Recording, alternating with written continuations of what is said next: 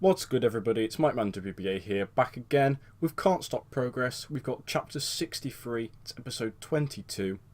We've got a fairly big show here, coming off the back of the Thunder Bastard show in the last episode. We're going to get straight into it. We are actually in Ireland today, the first time we've been in Ireland in the series. The first time we've been out of Britain, actually. Oh, well, apart from the Orlando show. The first time we've been to other parts of Britain that aren't England. We're kicking it off in the Grand Canal Theatre in front of 1,881 people. We've actually got two pre-show matches to kick us off, and the first one of those is the team of William Eva, the Hunter brothers, and the Shirtlifters, Jack Sexsmith and Roy Johnson, taking on the team of Darrell Allen and Earl Black Jr., the Dazzla team, Damon Moser, James Drake and Dan Maloney. In a bout that had subpar wrestling and little heat, the team of Eva, the Shirtlifters and the Hunter brothers defeated the other team in 9 minutes and 35 seconds when William Eva defeated Earl Black Jr. by pinfall with a clothesline from heaven. Earl Black Jr. was in fact the weak link, struggling to keep up with everyone else's in-ring performances. The match getting a 40 D-. We look here, William Eva getting a 38, Lee Hunter getting a 47, Jim Hunter getting a 40, Roy Johnson a 41, Jack Sexsmith a 37, Dan Maloney a 37, James Drake a 42, Damon Moser 43, Earl Black Jr. 23, and Darrell Allen a 34. So some decent in-ring performances there from some of the guys lower down the card that we just don't have anything for at the moment. Obviously, Jack Sexsmith is still in natural progression, but while he's in that, we don't actually have anything else for him. Following that, we have our second pre-show match, where it's a women's number one contender match. I'd have loved to have put it on the main card, but I didn't really have space for it.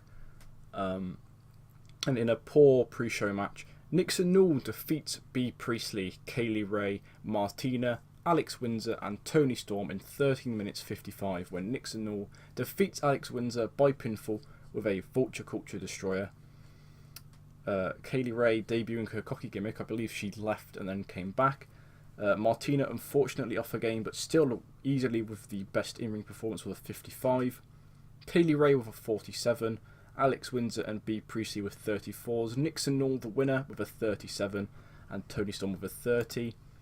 Bea Priestley and Alex Windsor both improving their performance skills, and a 45D match isn't bad at all for our women's division. Obviously we've got some girls here, well, all the girls really near the top of the women's division. That's it's quite a good division. There's no real weak links per se. Obviously Kaylee Ray, former ICW Women's Champion, she's not at the moment in the game. Martina, I believe, doing some good work in ICW and OTT. Nixon Newell, former WCPW Women's Champion, as is Bea Priestley. Alex Windsor, I'm not sure if she's held any titles or what she's held, to be honest. Toni Storm as well, of course. In real life, the Progress Women's Champion. She didn't win that match in real life, though. But Nixon Newell, our new number one contender to the Progress Women's Championship, and she will face the winner of the Ginny versus Tessa Blanchard match later on tonight. Following that, though, we kick off the main show, and as always, Jim Smallman welcoming the crowd to Chapter 63, that should say. I'm all off with all of my numbers. Actually numbered the last episode wrong as well. All my numbers are just off at the moment. But Jim Smallman welcoming the crowd, kicking everything off. 29E, a little bit lower than normal, but they're all getting about the same. He just never seems to get an improvement to his mic skills, Jim, which is unfortunate. Following that, we start off with our women's match. And in a bout that had subpar wrestling and little heat, Ginny defeated Tessa Blanchard in 8 minutes and 12 seconds by pinfall with a roll-up. Ginny makes defense number 5 of her Progress Women's title, just holding on there against the international superstar Tessa Blanchard. Ginny with an in-ring performance of 49 and Tessa Blanchard with an in-ring performance of 30.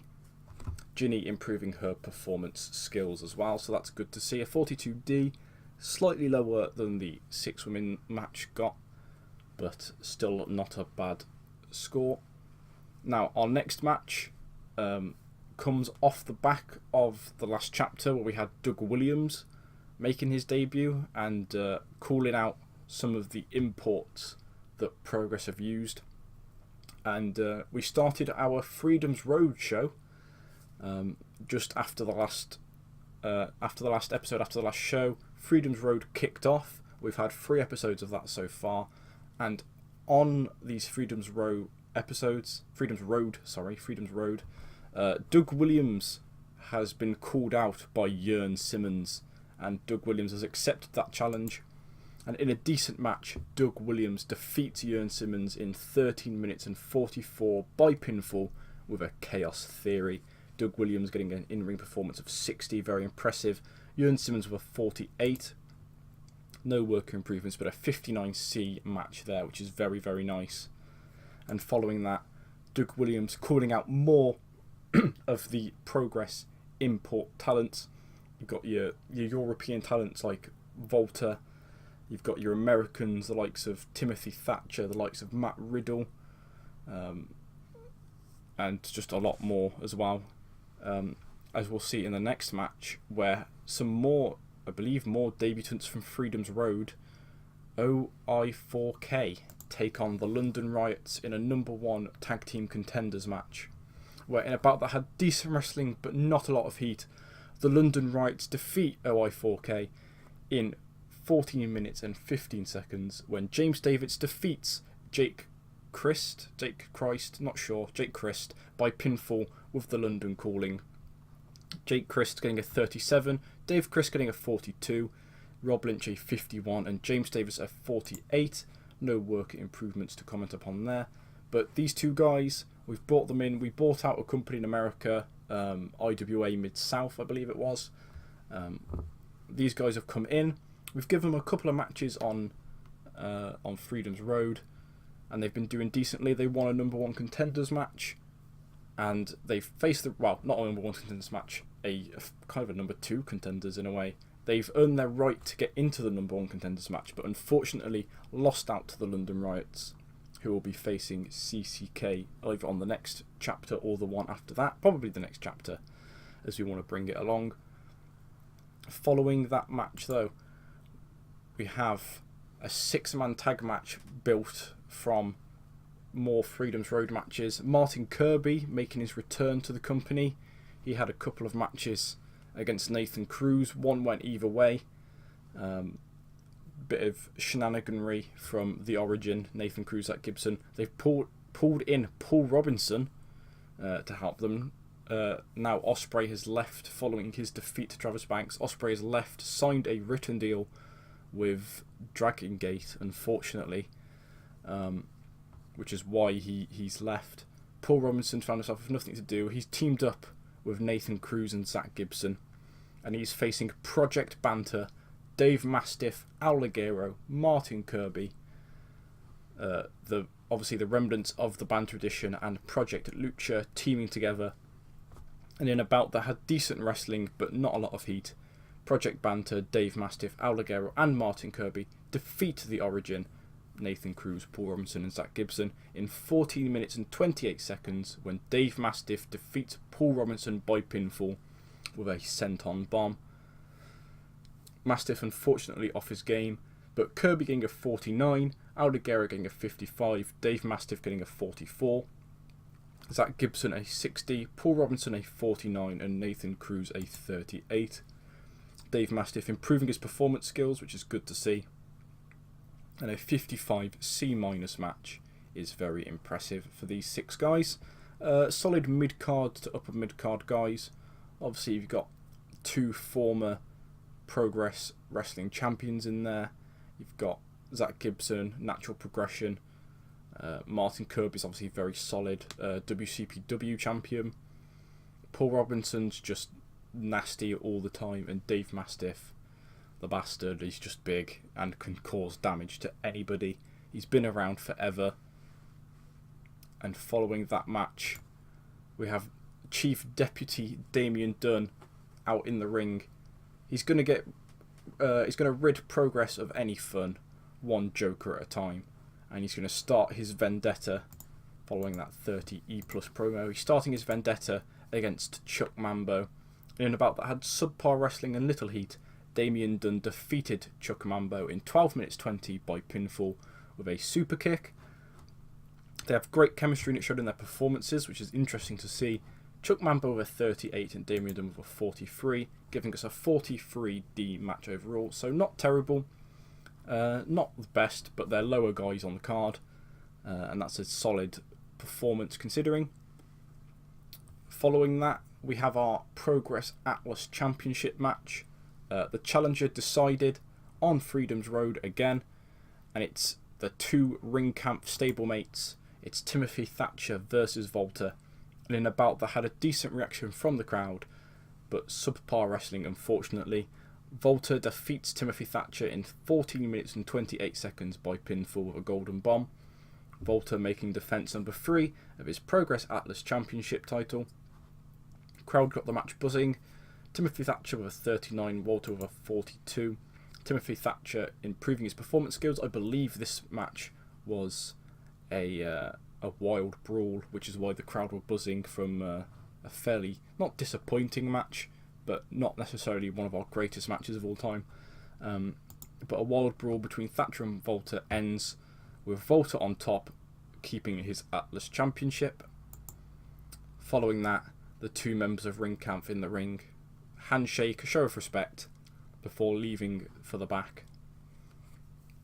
After that, we have our semi-main event of the evening with Chris Brooks and Lewis Gervin going one-on-one.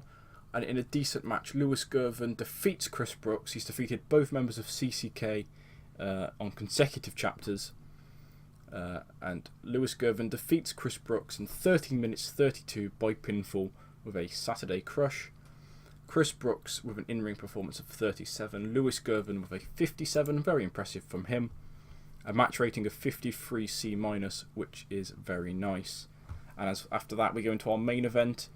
The winner of Thunder Bastard for 2018, Tyler Bate against Travis Banks. And in a decent match, Travis Banks drew with Tyler Bate in 40 minutes and 5 seconds following a double disqualification after CCK and Trent Seven got involved. Tyler Bate gimmick unfortunately getting a bit stale. Travis Banks with an in-ring performance of 55, Tyler Bate with a 58. Travis Banks improved his performance skills, which was nice for our main champion. A 60C match rating is decent as well. And following that, we have, I'm not going to go to it next yet, but we have a little confrontation between British Strong Style and CCK. CCK, however, pointing out the fact that British Strong Style at the moment only have 2 members. However, British Strong Style unveil they do have a 3rd member of British Strong Style, and that person is Clint Margera, as he charges to the ring and British Strong Style brawl with CCK until all of the trainees, all the ring crew pile into the ring. A couple of other wrestlers come in, they separate everyone out as the show ends with that confrontation, setting up the next feud between CCK and British Strong Style. Pete Dunne is out, Tyler Bate is the new head of British Strong Style, and Clint Margera is in alongside Trent Seven. As we end the show with a slightly disappointing 57C-, but I'm not too upset with that. We built a couple of things up from Freedom's Road. We had a couple of chapter debuts with the likes of Tessa Blanchard and Ohio is for Killers and Martin Kirby. We've built another couple of stories up, and it's going to be interesting, I think, to see where we go from here if we continue to improve on our ratings. Following the show, we are going to We're going to talk to Lewis Gervin. He did well. Doug Williams did really well. And also Martina on the pre-show. She was off her game, but she did get a 55, which is very impressive. We're going to compliment them on a good performance. They're all pleased. As we have our Progress champion staring back at us on the loading screen. Following that, Zach Gibson thinks William Eva should be cut loose. Paul Robinson has left due to his contract expiring. I kind of forgot that was happening. So him joining the Origin was a one-off appearance. He is now left following his former teammate and ally, Will Ospreay. He hasn't signed for anybody. We just let his contract run out. I didn't really have anything for him. I don't really want to keep the Origin going forever, as we bring in another new signing in Jordan Devlin. Would have wished he'd have been here perhaps for the Irish show, but it's not too much of a problem. And as we bring in Jordan Devlin, he comes in as a upper mid-carder, which is interesting. And with that, I will end this episode here. So thank you everybody for watching. I will see you soon for chapter 64. I'll try and do a little bit of a Freedom's Road recap beforehand, before we get into the show, just so you know the setup before we get to the matches, because I feel like it kind of needed that this episode. But we'll do that on the next episode. We have 3 more episodes of Freedom's Road, I think, before the next chapter. We'll perhaps find a new Atlas Championship challenger. We know our women's challenger, it's Nixon Null. We'll see what happens between her and Ginny. And we'll see what happens between CCK and British Strong Style. But for now, I'll leave it here. Thanks for watching.